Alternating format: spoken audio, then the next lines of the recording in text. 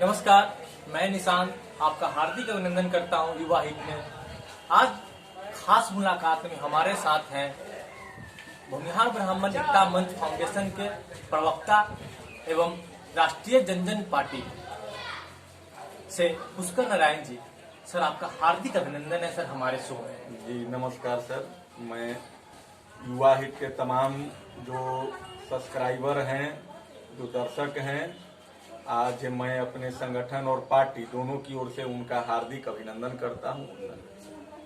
आज का जो मुद्दा है, बिहार में तमाम पार्टियां हैं, तमाम वादे के साथ चुनाव लड़ती हैं। एक नई पार्टी जो आशुतोष कुमार जी के नेतृत्व में गठन किया गया है, राष्ट्रीय जनजन पार्टी, क्या उसके लक्ष्य हैं? कैसे बिहार विधानसभा चुनाव को वो देखते हैं कि इस एजेंडे पर वो आगे बढ़ेंगे? इन सभी मुद्दों पे आज बात होगी पुष्कर नारायण सिंह जी के साथ में। सर, सबसे पहला सवाल आपके साथ में है, इतनी पार्टियां बिहार में, तमाम वादे, उन वादों पे कितनी पार्टियां उतरती है, खरा उतरती है, कितनी जनता का सेवा होता है सर, वो आप भी जानते हैं और जनता भी जान रही है। लेकिन जो आपकी पार्टी आई है, पहले एक फाउंडेशन, एक संगठन थी, उस संगठन से आप लोगों के साथ में जुड़े, अब एक पार्टी को लेकर आए हैं। कैसे इस पार्टी को आगे बढ़ाएंगे और बिहार विधानसभा चुनाव को कैसे टारगेट कर रहे हैं? क्या लक्ष्यों के साथ में आप? जी देखिए, सबसे पहले तो मैं बताना चाहता हूं आपके चैनल के माध्यम से जितने भी दर्शक जुड़े हुए हैं या वीडियो देखेंगे, सब लोगों को जानकारी देना चाहता हूं कि माननीय श्रीमान आशुतोष कुमार जी ने पार्टी का गठन किया है, लेकिन इनको मजबूर किया गया है गठन के लिए। जी, क्योंकि जो भूमिहार ब्राह्मण एकता मंच फाउंडेशन जो हमारा संगठन है जी, उसके माध्यम से करीब हजारों हम लोगों ने सभा किया, जी, रोड शो किया, यहाँ तक कि पटना के ऐतिहासिक गांधी मैदान में 7 नवंबर को जी, करीब 5 लाख की संख्या में जी, वहां पर समाज के लोग एकत्रित हुए और हर जगह से एक ही आवाज निकलता था कि आशुतोष जी, अगर आप मानते हैं कि इस राज्य को हमको देश के अग्रणी राज्यों की पंक्ति में खड़ा करना है, जी, अगर आप चाहते हैं कि यहाँ पर विकास हो, अगर चाहते हैं कि यहाँ पर रोजगार हो, अगर आप चाहते हैं कि यहाँ पर स्वास्थ्य और शिक्षा व्यवस्था दुरुस्त हो, तो यह रोड शो, यह सभा संगठन के माध्यम से लोगों को जगाने का एक माध्यम हो सकता है, लेकिन इसके माध्यम से आप विकास नहीं कर सकते हैं। अगर आप सही मायने में चाहते हैं कि राज्य का विकास हो, तो आप एक राजनीतिक पार्टी का गठन करिए, एक विकल्प बनाइए। क्योंकि जब हम बूथ पर जाते हैं, वोट देने की बारी आती है और वहां पर ईवीएम मशीन देखते हैं, तो वहां पर हमारा अंगूठा जो उंगली है वो किस बटन को दाबे, उस जो लिस्ट है उसमें हमारा आत्मा ही नहीं करता है कि अब हम अपने वोट को कैद करें। इसलिए एक हमको राजनीतिक विकल्प आप दीजिए। तो उन तमाम लोगों की भावनाओं को कद्र करते हुए जन जन के लिए और जन जन को आगे बढ़ाने के लिए एक पार्टी का निर्माण कल पटना के अदिति मैरिज हॉल में किया गया। राष्ट्रीय अध्यक्ष भूमिहार ब्राह्मण एकता मंच फाउंडेशन आशुतोष कुमार जी के द्वारा राष्ट्रीय जनजन पार्टी का निर्माण किया गया। इस पार्टी का मुख्य उद्देश्य है जन जन कण कण में जो गरीबी व्याप्त है, जो बेरोजगारी व्याप्त है, जो किसान आज आत्महत्या करने पर मजबूर है, उनका किस तरह से जीवन शैली को हम आगे बढ़ाएं, हर हाथ को रोजगार मिले, हर व्यक्ति अपने आप को सुरक्षित महसूस करे और किसानों का आय 2 गुना नहीं हम कहते हैं, किसानों का आय कम से कम 20 गुना हो, तब जाकर के इस राज्य का विकास संभव हो पाएगा। और हमारे पार्टी और यही मुख्य उद्देश्य है। सर, जैसा कि अभी लॉकडाउन पीरियड में पलायन सबसे ज्यादा, और मजदूर, जो एक मजदूर होते हैं सर, किसी राज्य को बनाने में सबसे अपना महत्वपूर्ण भूमिका निभाते हैं। और जो मजदूर हैं दूर दराज के शहरों में जाते हैं, पलायन कर जाते हैं, अपने परिवार से दूर हजारों किलोमीटर जाते हैं, वहां पे मेहनत करते हैं, और जब अपनी उनको वहां की मिट्टी का फर्ज निभाने का जब बारी आता है तो पलायन करके फिर वापस आना पड़ता है। ये जो मजबूरी का जो दंश झेल रहा है बिहार, इसको कैसे हैंडल करेंगे आप? कैसे उन भावनाओं को आप समझेंगे और कैसे उसका निवारण करेंगे सर? जैसे देखिए, यह जो वैश्विक महामारी कोरोना है जी तो पूरे विश्व के साथ भारत को भी अपने जद में ले चुका है। जी यह महामारी जो है सरकार के जो विकास पुरुष जो अपने आप को कहते हैं कि हम ही बिहार के विकास करने वाले हैं, जंगल राज को समाप्त करके मंगल राज स्थापित करने वाले जो ऐसी इस तरीके के राजनीति में बोलते थे, उनका पूरा पोल जो है खुल चुका है। जी सबसे पहली बात, जी इतनी संख्या में अन्य राज्यों से मजदूर पलायन नहीं किए हैं और बिहार से ही क्यों किए, यह सबसे बड़ा सोचने वाला बात है। बिल्कुल। एक तरफ जब आप कहते हैं कि यूपीए लालू जी का शासनकाल 15 साल जंगल राज था, बिल्कुल सब लोग मानता है कि जंगल राज था, लेकिन आपका कौन सा मंगल राज है? एनडीए का, जिसमें कुर्सी कुमार मुख्यमंत्री और सुशील मोदी उप मुख्यमंत्री, ये दोनों मिलकर के कौन सा विकास किया? आपके शासन काल में कितने लोग जो बिहार से बाहर थे वे बिहार में आए, ये आप बताइए। लेकिन आपने तो ऐसा नहीं किया, सारे रोजगारों को आपने ठप कर दिया। बिहार का जो जमीन है इतना उपजाऊ यहाँ का जमीन है कि अगर राज्यों में गिनती हो तो संभवतः बिहार का जो जमीन है वो प्रथम स्थान प्राप्त करे उपजाऊ जमीन के मामले में। तो सारे फैक्ट्री जो अनुग्रह बाबू, कृष्ण बाबू के माध्यम से बिहार में बनाया गया था, चीनी मिल, जूट, सारे फैक्ट्री को बंद करने का काम आपके माध्यम से किया गया, जिसके कारण मजबूर पलायन किए। मजबूर पलायन किए, ये भी सोचने की बात नहीं कि क्यों पलायन किए। तो इन लोगों के कारण पलायन किए। उसके बाद जो कुछ मजदूर थे, चूंकि हम लोग भी किसान और मजदूर दोनों एक ही श्रेणी में आता है, हम किसान हैं तो मजदूरी ही करते हैं और मजदूर हमारे साथ ही, दोनों मिल करके अगर करते हैं तभी किसानी हो पाएगा, अन्यथा किसानी हम नहीं कर सकते हैं अकेले। तो इतना यहाँ का उपजाऊ भूमि था, सिर्फ किसानी व्यवस्था यहाँ का अगर दुरुस्त कर दिया जाए तो जहाँ तक हमको लगता है कि कम से कम एक बीघे में 10 मजदूर को हम खूब बेहतर तरीके से उनका रोजगार और पेट भरने का काम हम कर सकते थे। लेकिन आपने किसानी व्यवस्था को भी चौपट कर दिया।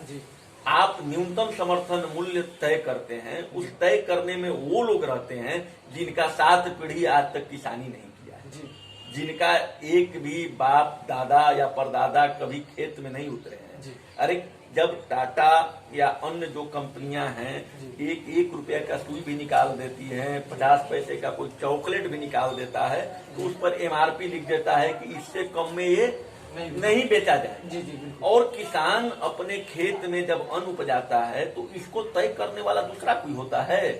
यह व्यवस्था जो है बिल्कुल ही गड़बड़ है। आप किसानी व्यवस्था को मजबूत करते तो इतने संख्या में लोग दूसरे जगह पलायन नहीं करते। आपके यहाँ शिक्षा व्यवस्था चौपट है, जिसके कारण लाखों छात्र जो है अन्य प्रदेशों में फंसे हुए थे और इस महामारी में वो लोग रो रहे हैं, हमको अपना जन्मभूमि पर लाओ, हम जहाँ जन्म लिए हैं अगर मरेंगे भी तो वहीं हल चलाते मर जाएंगे, अगर हम मरेंगे तो वहीं से भूख से मरेंगे, लेकिन हमको कम से कम अपने जन्मभूमि पर ले जाओ। उसमें भी केंद्र सरकार निर्देश देता है कि राज्य सरकार अगर चाहे तो अपना मजदूर को ले जा सकते हैं, लेकिन सुशील मोदी, हम सुशील मोदी को सुशील मोदी नहीं कहते हैं, सुशील मोदी कहते हैं, क्योंकि यह जो है बिहार के जनता को खून चूसने का काम कर रहा है सत्ता के गद्दी पर बैठ करके। सुशील मोदी के द्वारा बयान दिया जाता है कि बिहार जो है सक्षम नहीं है कि इतने मजदूरों को यहाँ पर लान सके, छात्रों को लान सके। आपके दादा का बिहार है, आपके बाप का बिहार है, बिहार आपका नहीं है। आप यूपी से आकर के बिहार में राजनीति करके और बिहार के गद्दी पर बैठे हुए हम लोग को बेवकूफ बना करके। बिहार हमारा है, आप कह कैसे दिए? यह सबसे बड़ी सोचने का चीज है। आपने उन लाखों जो मजदूर है जो अपने पेट पालने के लिए अन्य प्रदेशों में जाकर के रोजगार बेचारे ढूंढते हैं और वहां पर पेट भरने का काम करते हैं, उनको आपने ठोकर मारने का काम, उनके भावनाओं को कहते हैं कि एकदम पैरों तले रोकने का काम आपने किया है। तो इसका जो है आपको कहीं न कहीं विधानसभा चुनाव में यह परिणाम भुगतना ही पड़ेगा, न का सवाल ही नहीं है। अगर आपके अंदर दर्द होता, अगर आपके अंदर उन मजदूरों के लिए भावना होता, तो आप सारी व्यवस्था लगा देते कि हमारा जितना व्यवस्था है हम सब मजदूरों पर लगा देंगे, लेकिन उनको लान करके, लेकिन उन्होंने ऐसा नहीं किया। उसके बावजूद भी जो मजदूर आ रहे हैं उनका व्यवस्था देखिए। क्वारंटाइन के या कोरोना महामारी के नाम पर आप देख रहे होंगे सारे सोशल मीडिया या अन्य जगह भी इलेक्ट्रॉनिक प्रिंट जितने माध्यम है सब पर दर्शाया जा रहा है कि सब चीज का, किन्हीं का डीए काटा जा रहा है, विधायक का विधायक भत्ता काटा जा रहा है या अन्य चीजें जो काटा रोका जा रहा है विकास कार्य, उसमें यही कहा जा रहा है कि भाई कोरोना महामारी में हम लोगों को जो जीवन जीने के लिए मूलभूत आवश्यकता है उसको पहुंचाने के लिए हम आपका काट रहे हैं, लेकिन पहुंच कहाँ रहा है। आपके सीतामढ़ी में पानी के लिए मारामारी हो गया क्वारंटाइन सेंटर में, बक्सर में वीडियो फुटेज निकला वहां पर कि आपको जो क्वारंटाइन सेंटर में थे उनको सूखा चूड़ा और एक गुड़ भी नहीं, गुड़ भी मिलता तो एक मानवता थी, ऐसा पिल्लू लगा हुआ चूड़ा मिल रहा था और एक मिठाई और नमक। तो इस तरीके का व्यवस्था है, अमानवीय भी व्यवस्था देखने को मिला है। एक प्रवासी मजदूर जो महिला थी वो बेचारी दूसरे जगह से आ रही थी, मुजफ्फरपुर स्टेशन का वीडियो वायरल हुआ था, जो उसके छोटे छोटे बच्चे थे, बेचारी भूख के कारण उसका मृत्यु हो जाता है। उसके बच्चे को पता नहीं कि हमारी, चूंकि छोटे छोटे बच्चे थे, उसके माँ के आंचल के साथ खेलता, कितना दर्द भरा वीडियो है। और उसके बाद ये सरकार बैठ करके आनंद भवन में मजा ले रहा है, अन्य मार्ग में मजा ले रहे हैं। अरे जनता जो होता है सरकार का दायित्व होता है, प्रजा जो है राजा का दायित्व होता है। विकट परिस्थिति में आप कुछ दिन पहले देखे होंगे कि पटना में जब भीषण बाढ़ का समस्या उत्पन्न हुआ था, तो ये लोग सेल्फ वोट कर करके और प्रशासन के मदद लेकर के खुद वहां पर जनता को छोड़ करके भाग गए थे। तो ऐसे लोगों को शर्म आना चाहिए। हम जनता और युवाओं से अपील करते हैं कि इस तरीके के लोग अगर चुनाव में आपसे वोट मांगने जाए तो इनका मुंह पोत करके और गाड़ी को चूर चूर करके इनको वहां से लौटाने का काम करें, तब ये लोग सीखेंगे। तब ये लोग सीखेंगे कि किस प्रकार से वोट देने का काम जो है यही मजदूर वर्ग करता है, वोट देने का काम यही किसान वर्ग करता है, जिसको आपने इस महामारी में छोड़ दिया, लाचार छोड़ दिया। आज अगर किसान, अगर मजदूर, अगर मध्य वर्गीय, निम्न वर्गीय परिवार कोई भी जिंदा है तो वह भगवान भरोसे जिंदा है। सरकार का कोई भी मूलभूत सुविधा इसमें मुहैया नहीं कराया गया, यह यथार्थ है। और अगर सही तरीके से जांच हो तो बिहार में सबसे बड़ा अगर घोटाला के रूप में आएगा तो कोरोना वायरस से जो उत्पन्न क्वारंटाइन सेंटर बना है वह घोटाला के रूप में सामने आएगा। आपसे एक सवाल मेरा और है, जब आपकी संगठन थी वो बिहार ब्राह्मण एकता मंच फाउंडेशन के नाम से बनी और संगठन में जुड़े लोग, क्या अब जो पार्टी आपकी बनी है जन जन पार्टी, क्या आपको ऐसा लगता है कि जो आपसे जुड़े थे या और अदर कास्ट के लोग हैं आपकी जो नई पार्टी बनी है उसको वोटिंग करेंगे? जी बिल्कुल करेंगे। देखिए सबसे बड़ा चीज ये हम आपको बता देना चाहते हैं, या बहुत लोगों के मन में ये शंका होगा कि बिहार ब्राह्मण एकता मंच फाउंडेशन शायद इस पार्टी में विलीन कर गया या यही जो संगठन है पार्टी बन गया। मैं उनको आश्वस्त करना चाहता हूं कि बिहार ब्राह्मण एकता मंच फाउंडेशन एक गैर राजनीतिक संगठन है और वो रहेगा। और राष्ट्रीय जनजन पार्टी एक राजनीतिक संगठन है, एक अलग संगठन है, एक पार्टी है, एक संगठन है। दोनों को एक दूसरे से कोई ये नहीं है, ये अपना अलग काम करेगा, ये पार्टी अपना अलग काम करेगा। और चूंकि क्यों हमको वोट करेंगे, जी भी बहुत बड़ी सोचने वाली बात है। तो हम जो है समान हित की बात करते हैं, हम किसानों का आय 20 गुना करने की बात करते हैं। तो किसान तो कोई खास वर्ग का नहीं है।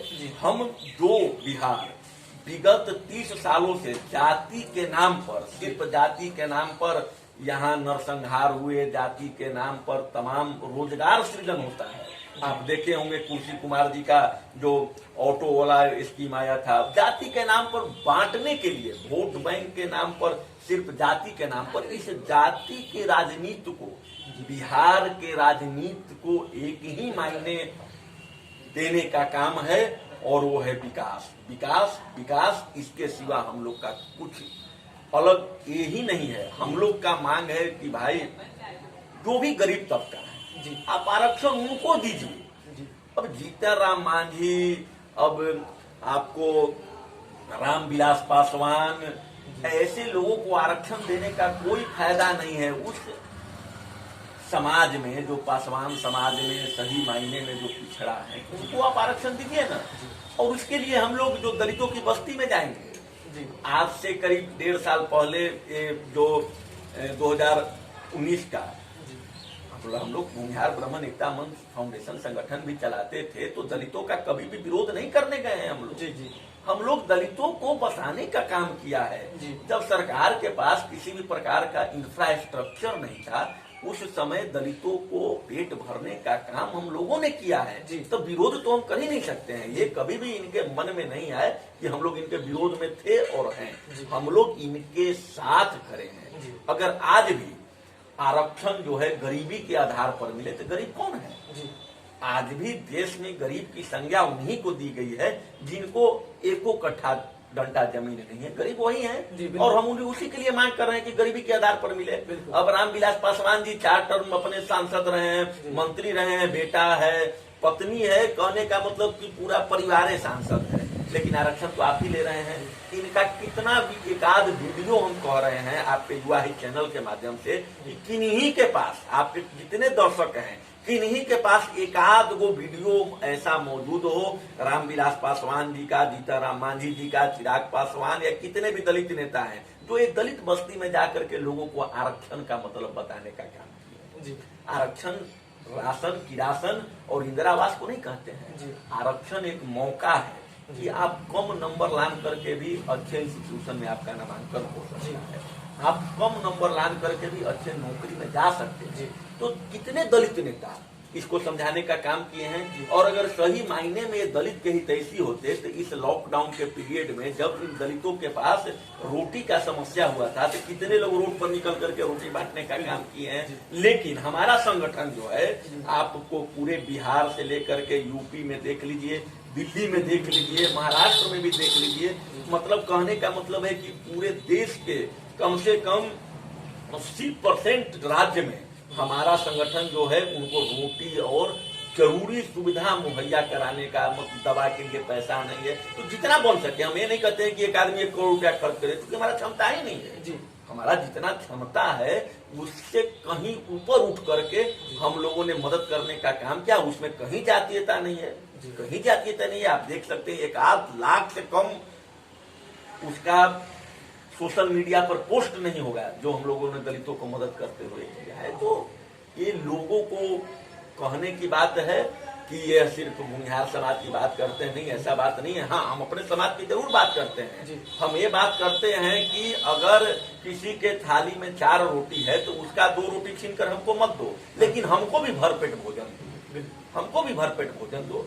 जब आप भोजन देने में भी असक्षम है तो नैतिकता के आधार पर आपको गद्दी छोड़ देना चाहिए, गद्दी छोड़ देना चाहिए।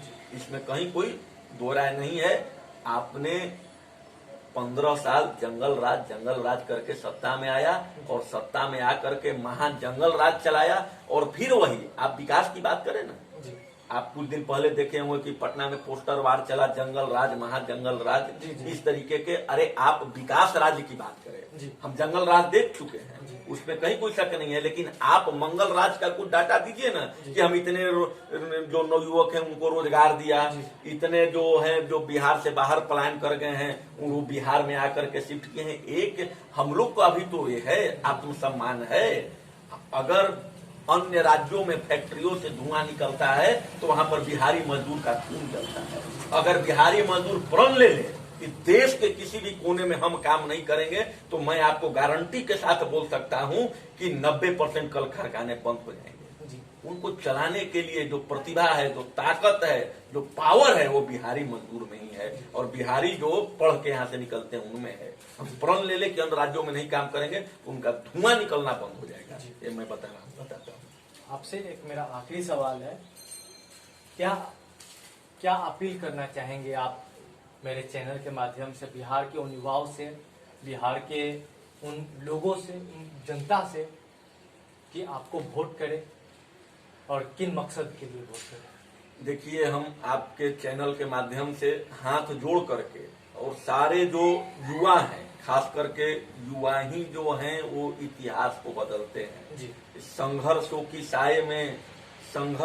साये में इतिहास पनपता है जी और जिधर युवा चलता है इतिहास उधर मुड़ जाता है। जी तो इतिहास को बिहार में बदलना है और इसका सबसे जो मजबूत अगर कोई कंधा है तो युवा है। जी युवा जात पात से ऊपर उठे। हमारा पार्टी का उद्देश्य है कि जात पात से ऊपर उठ करके जी एक नया बिहार का निर्माण करें, एक ऐसा बिहार जिसमें हर हाथ को रोजगार हो। मैं पहले भी बोल चुका हूँ, एक ऐसा बिहार जिसमें शिक्षा व्यवस्था हो, एक ऐसा बिहार जिसमें स्वास्थ्य सेवाएं दुरुस्त हो, एक ऐसा बिहार जिसमें माता और बहनों का सम्मान जो है महफूज रहे, एक ऐसा बिहार जिसमें प्रशासन लाचार नहीं नजर आए, एक ऐसा बिहार का निर्माण अगर हमारा राष्ट्रीय जनगण पार्टी सत्ता में आती है तो ऐसा बिहार का निर्माण करके देंगे जिसमें हमारे मजदूर तो बिहार में रहेंगे, अन्य राज्यों के भी मजदूर बिहार में कमाने के लिए आएंगे। इस तरीके का बिहार का निर्माण हम लोग श्रीमान आशुतोष कुमार जी के नेतृत्व में करने का प्रयास करेंगे। लेकिन विश्वास तो भाई आपको करना है। आपने मांग रखा कि विकल्प दीजिए, मैंने विकल्प दे दिया। अब विश्वास आपको करना है, फिर हम करके दिखलाएंगे जो हमको करना है। जब तक दवा नहीं खाइएगा तब तक सोचते रहिएगा कि हम इस दवाई से क्या होगा नहीं होगा। अरे आप खाइए तो। आपने विश्वास करके कभी लालू यादव को जितलाया, आपने कभी विश्वास करके नीतीश कुमार जी को कुर्सी पर बैठाने का काम किया, तो हम ज्यादा नहीं कहते हैं। आप एक बार विश्वास करके आशुतोष कुमार जी को उस कुर्सी पर बैठाने का प्रयास करिए, तब देखिए कि एक नौजवान कुर्सी पर बैठता है, तब जाकर के जो राज्य है वो नौजवानों की श्रेणी में, एक नंबर की श्रेणी में हम लोग 5 वर्षों के अंदर लान करके खड़ा कर देंगे। नहीं तो जनता के बीच हम लोग मुंह दिखाने नहीं आएंगे। ये हमारा चैलेंज है और आग्रह है आपसे कि जाति से उठ करके एक बार राष्ट्रीय जनगण पार्टी पर विश्वास करें। तो दर्शकों, आप लोगों ने देखा पुष्कर नारायण सिंह जी ने बहुत सारी बातें ऐसी कही जो सबसे पहले तो बिहार में कास्टिज्म की राजनीति होती है, उस राजनीति से ऊपर उठना पड़ेगा। बिहार के सर्वांगीण विकास के लिए जात पात की राजनीति से दूर होना पड़ेगा। और पुष्कर नारायण जी, आपको, आशुतोष जी को बहुत बहुत बधाई, बहुत बहुत शुभकामनाएं कि आप निरंतर बढ़े और बिहार की जनता आप पे विश्वास करे। जो आपकी सोच है उस सोच को समझे और नया विकल्प जो आपने देने की कोशिश की है वो परिपूर्ण हो, आप सत्ता में आए। लेकिन जो वादे हैं सर, और पार्टियों ने भी वादे किए और